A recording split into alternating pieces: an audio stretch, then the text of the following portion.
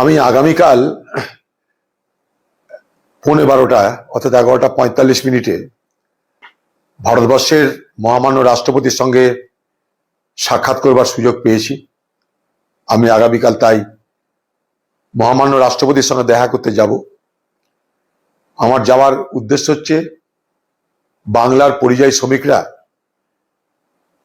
ভারতবর্ষের যেখানে যেখানে সমস্যার সম্মুখীন হচ্ছেন, উৎপীড়িত নিপীড়িত হচ্ছেন, তাদের বিষয়টাকে সমাধান করার জন্য দরবার করতে।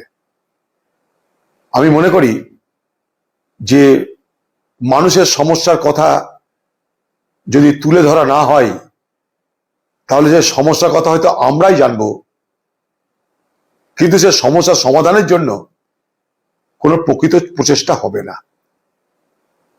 তাই মানুষের সমস্যার সমাধানের জন্য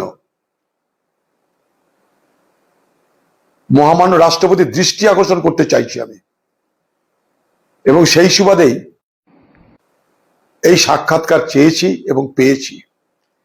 আমি চাইছি এই সাক্ষাৎকারের সুযোগে বাংলার পরিযায়ী শ্রমিকরা কোন কোন রাজ্যে আছেন, তাদের কি কি সমস্যা হচ্ছে, আপনারা যদি কোনোভাবে ফেসবুকের মাধ্যমে